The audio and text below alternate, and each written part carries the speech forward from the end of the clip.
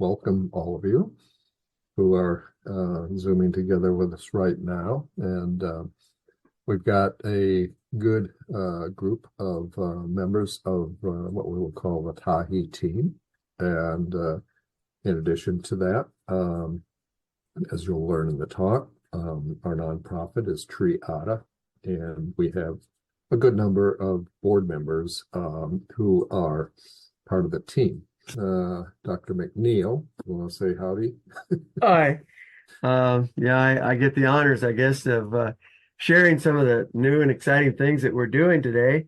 I'm an agronomist working with about 165,000 acres of land, and mostly in the Middle West, and working towards transitioning this land to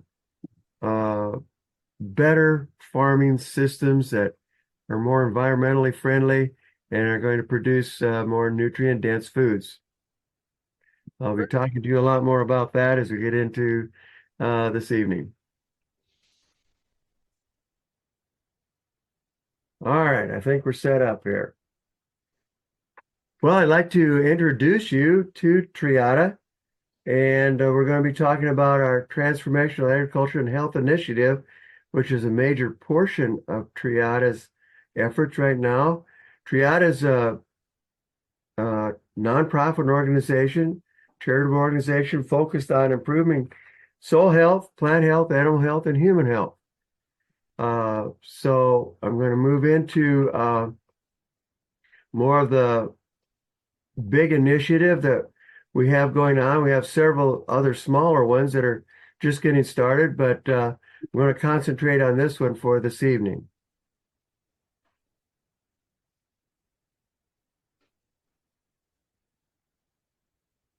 Okay, our mission at Triada is to enhance our soil, water, and food quality to improve human health.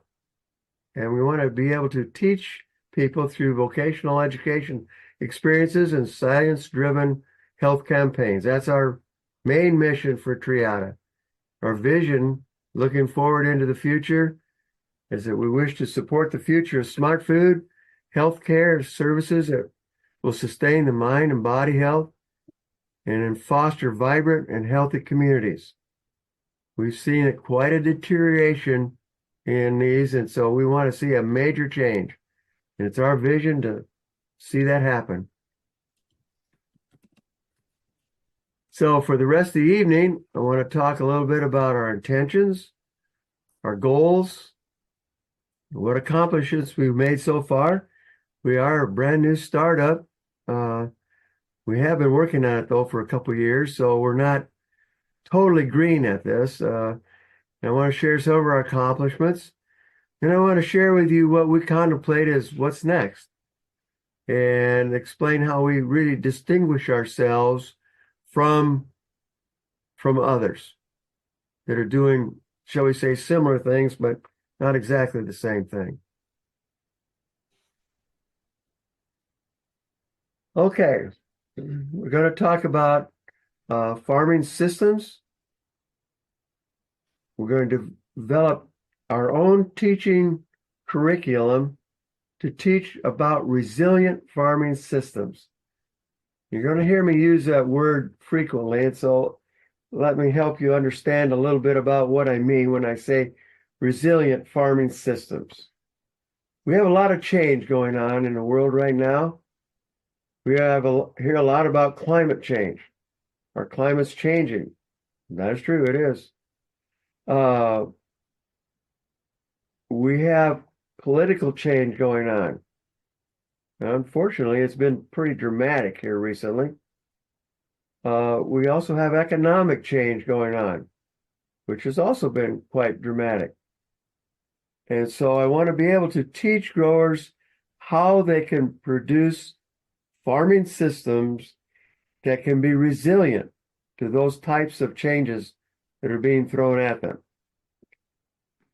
I want to develop coursework that will teach how to identity preserve food systems, food storage systems, and distribution systems that can maintain this quality they were talking about producing. I want to make sure that the farmer gets rewarded for producing these nutrient-dense crops using environmental practices. Sad to say right now, we're not rewarding farmers for doing that. We're rewarding them for producing more of. We don't worry about the quality, just more of it. The more you make, the higher yields you get, the higher profits you'll get.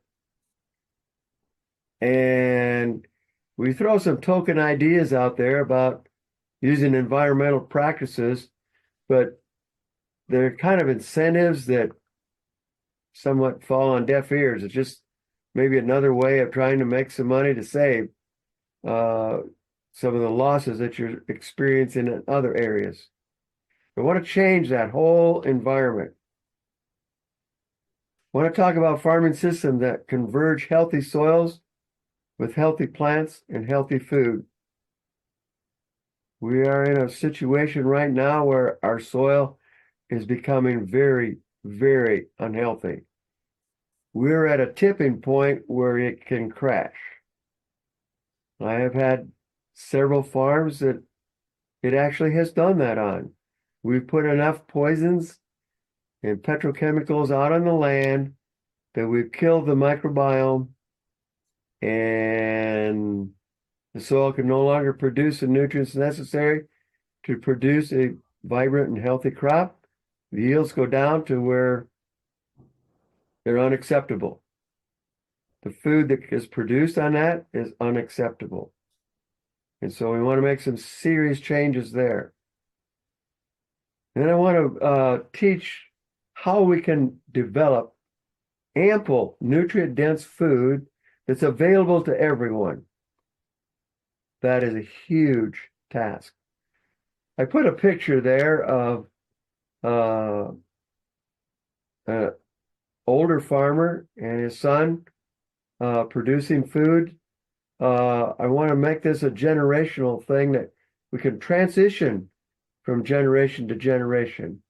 Right now, that's pretty difficult. I know here in the heartland, we have a lot of old farmers.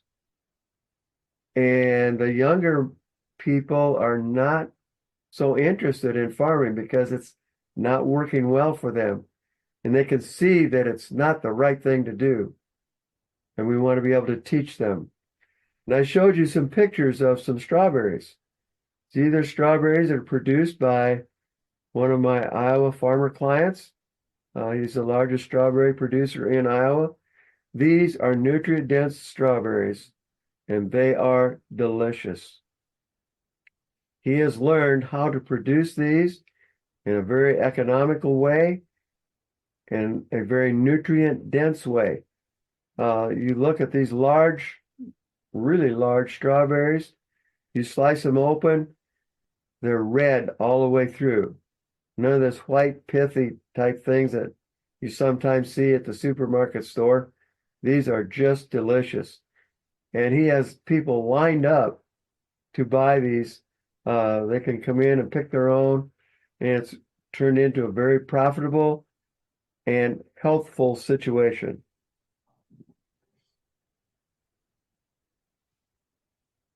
What are our accomplishments? I think one of our big ones is that we've established a mature working team of agriculturalists, food distributors, culinary and healthcare professionals with years of keyword successful experience. I'm really, really excited about our team that we pulled together. They're really good at what they do, and they're excited about it, and they're anxious to teach others. We've established a 501c3 nonprofit organization named Triada. So we are legally set up to handle donations that will help us grow and scale up our work.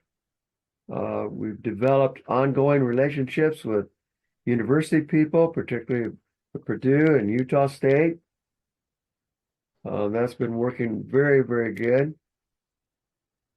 We've worked on developing functional working relationships with the Iowa Farmers Union. So we're getting Iowa farmers involved and working with their board of directors.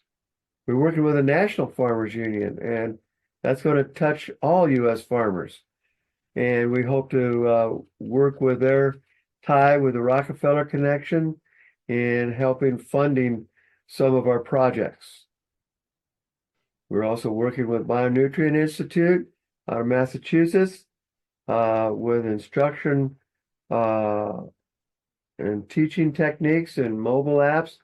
Looking forward to expanding that on a higher scale. So in the key working relationships, we're working with manufacturing companies such as Montag Manufacturing that produce equipment that utilize more efficiently use of fertilizers, and also have cover crop planting equipment that's second to none. They're very interested in teaching about these kinds of things and for helping on the instruction side. We're working with Credence Farms with identity preserved food supplies and distribution system that will take it hopefully all across North America. So we can work with our Canadian friends as well as here in the U.S. We've established a key working relationship with Nutrique. It has a distribution network of nutraceutical type food products. And we're working with Precise Health Solutions with nutrition, lifestyle, and medicine services. Kind of a unique thing. We've developed a relationship with City Church of Chicago, developed a memorandum of understanding with them at getting high quality nutrient dense foods to inner city people and food deserts in the inner city. We're working with Stratford out of Carmel, Indiana, community center facility that is working towards getting nutrient dense foods into the community where they're needed the most. What are our next steps? Where are we going to go from here? We want to develop and submit grants.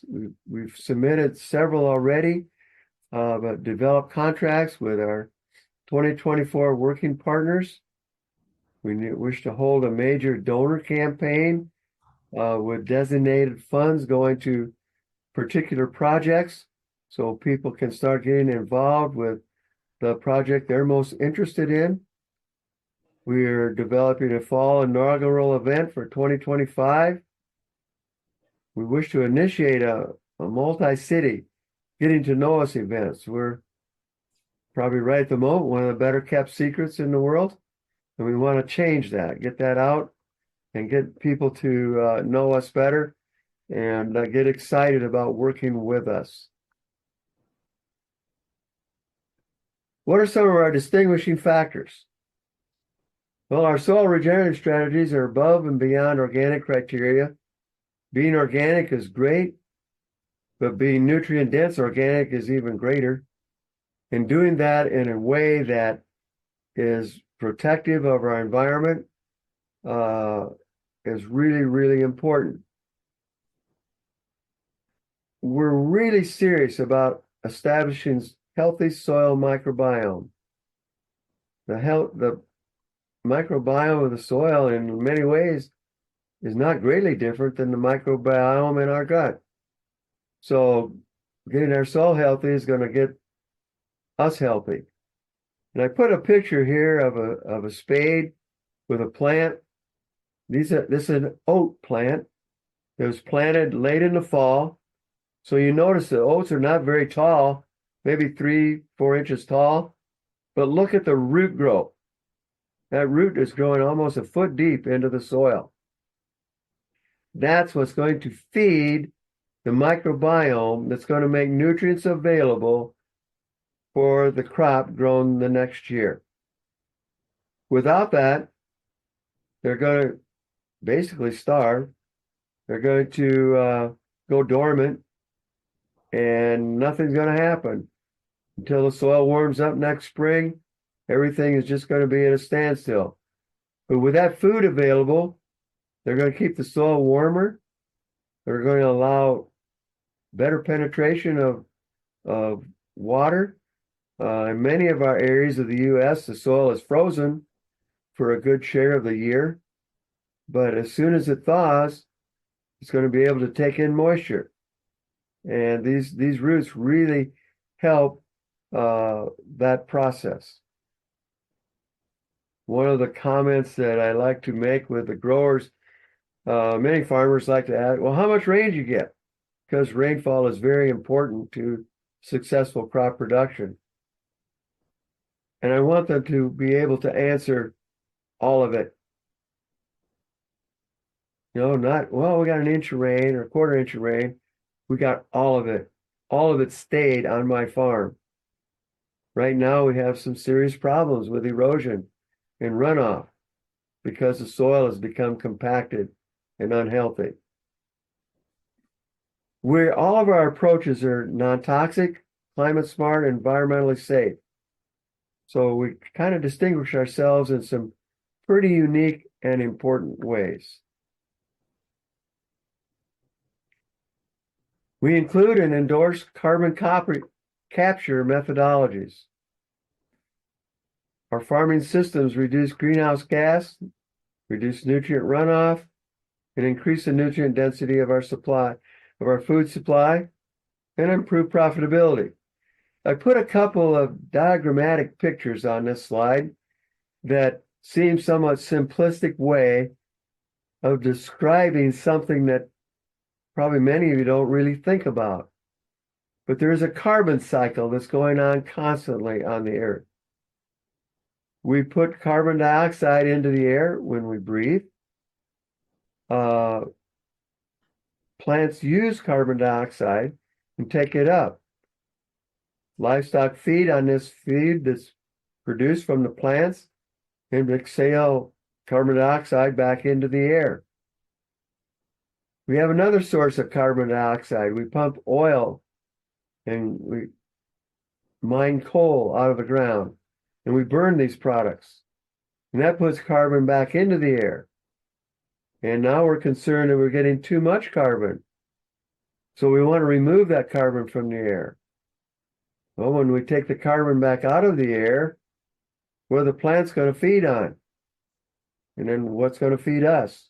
So when the sunlight hits the leaf of the plant through photosynthesis, the plant captures the carbon and produces sugars and proteins and develops the food that we need. So this cycle needs to continue to occur. And I kind of diagrammatically wanted to show the sunlight hitting the leaf, capturing the carbon, feeding the livestock and the people, and exhaling that back into the air. Even when we work the soil or till the soil, we release carbon dioxide back into the atmosphere. But we have to have it in the atmosphere for the plants to capture it. And without the plants capturing it and releasing oxygen into the air, we're going to get a little bit short on oxygen. So these cycles, although very complex, I tried to simply show in a couple small pictures here how that cycle works. And it's very, very important. And it's a key issue that we need to teach people how to handle this properly. Our educational programs are designed to meet the ages of many different types of farmers, different ages of farmers, farming in a wide range of environmental conditions, from heavy, wet, mucky soils to desert, cold climates to extremely warm climates. So it's a wide range of programs. I want to include experienced farmers that want to expand their knowledge base while learning together with their peer groups. So we want to put together groups of farmers that can learn from each other and from instructors that can teach them some of the science-based knowledge that they may want to have to expand what they're attempting to do. I want to also help those that are contemplating or thinking about starting farming, starting up small-scale farming operations that are out on the countryside to on top of a skyscraper building in downtown New York City. They all are important in doing it the right way to produce nutrient-dense foods for our society. There are many different ways to farm.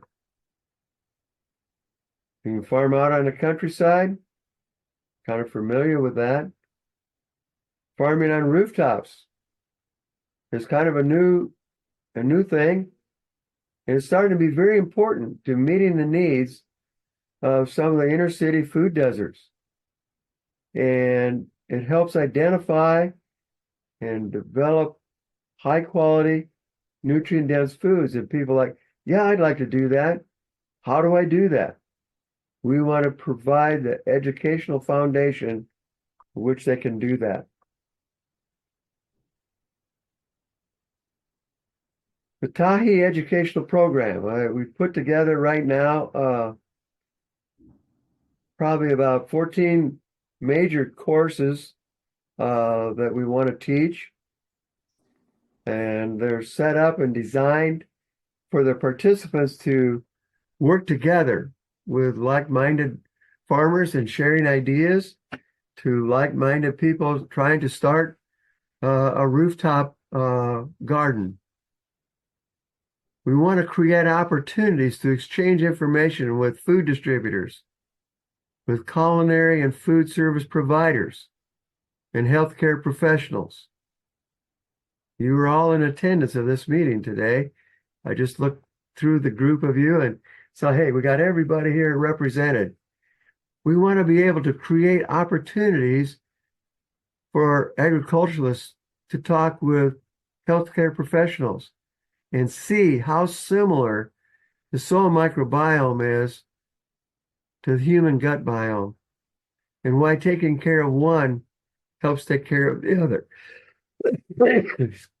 Excuse me.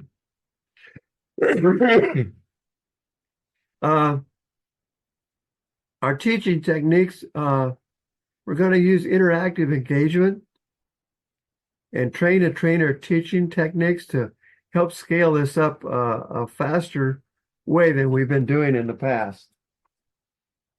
It's very important to start sharing ideas with each other.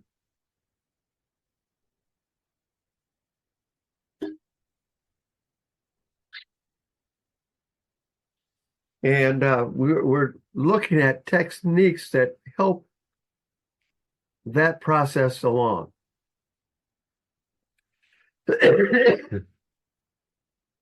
So what we want to do, taking a look at these pictures, in the upper left-hand corner, you see the food is being produced by the farmer.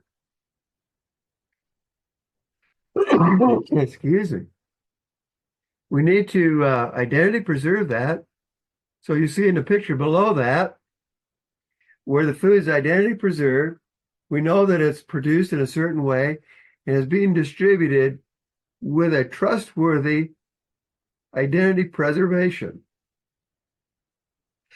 Excuse me.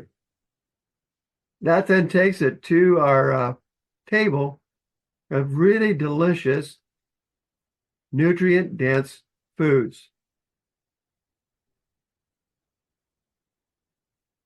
Okay, we talked a little bit about it there at the beginning about obesity. Look what's happening in the U.S. We are not doing very well. It's the first time the national rates passed the 40% mark. We are at a obesity crisis in our country. And it's for many reasons. One of the reasons is that we lack nutrient density in our food. So we're hungry. So we eat more. We eat more food that's still not nutrient dense, but it's high in calories. And so that puts out a little bit around the old belly there real easily. And it gets kind of hard. I found that when you start consuming nutrient-dense foods, all of a sudden, number one, you're not quite as hungry. Number two, you start losing weight. You don't put on weight, even though you're eating till you're satisfied. So we want to start teaching people how important nutrient density of their food is. I talked about the different courses. I thought I'd just give you an example of one of the courses is developing resilient farming systems. That's a system that will stand up to all kinds of challenges that's thrown at it, from climate changes to economic changes to political changes. You can survive it.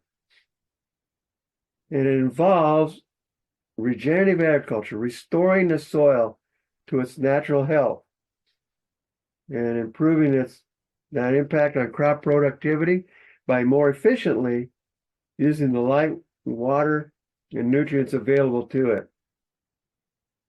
Our courses will include soil carbon cycle, which we talked about, how to capture soil carbon and retain it, and understand how rotational crops can be caught and how that can really help us improve the carbon retention in our soil. This slide gets me pretty excited. Take a look at that corn plant. That is a healthy corn plant. And that's what a corn plant should look like. Notice that fully developed ear, large size, completely filled out clear to the tip. More importantly, look at the leaf. There is no sign of disease on that plant. That plant is in the field of one of the people on our board of directors. I went out in his field. I've been working with him for several years to get it to this point. He's an organic farmer. And I went out just to see how I was doing. And like, whoa, that's a 1st of September picture. That's beautiful. Guess what? I didn't have to look around for a plant that was just perfect so I could get a picture of it. They all looked like that. It was phenomenal. He has really learned how to achieve the genetic potential of that crop by getting the genotype, environment management, farming system all together.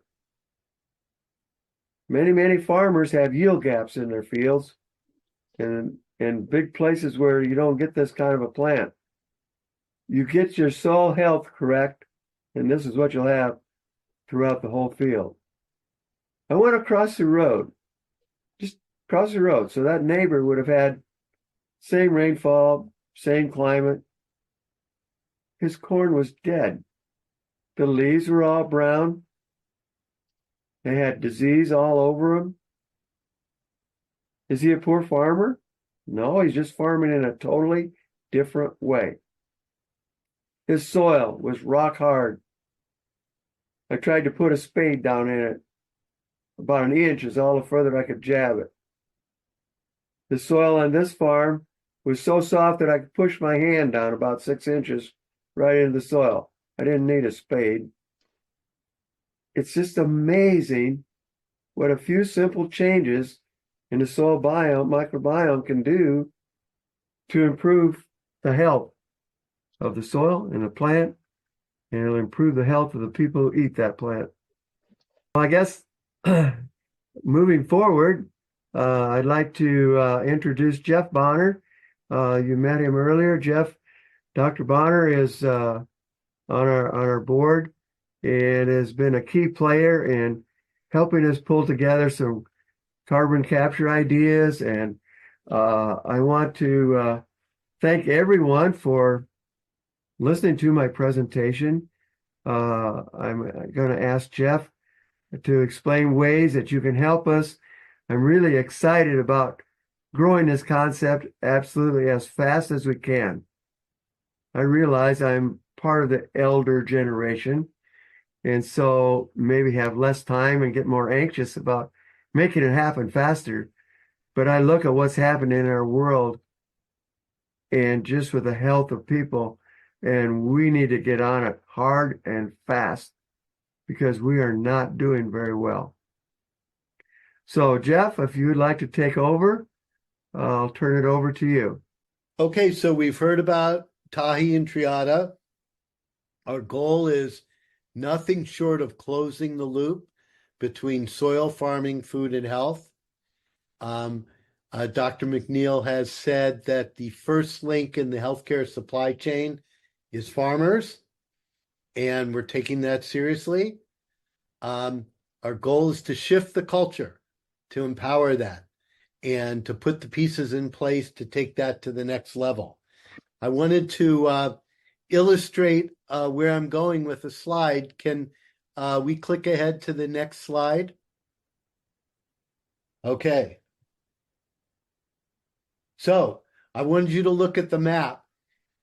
This is the map of essentially all the organic farms in the US, or all the organic agriculture in the US. The darker the green, the more organic farms in the area. And this is actually measuring USDA crop insurance policies, but it's a good stand-in for who's farming organically. And you'll notice there's a lot of dark green on the West Coast and a few other centers of that activity. But look at that spot in north central Iowa, right here. I'll show it to the next slide. Look at that dark green spot. A few years ago, it was light green or yellow. It was hardly there. That's the efforts of Dr. McNeil, who's been talking. So he has really produced a renaissance in that area. And, through his efforts, through his techniques, and through his communication, encouraged a lot of people to get started on this journey. And so now I'm done with the slides. But we want to increase the size of that green area.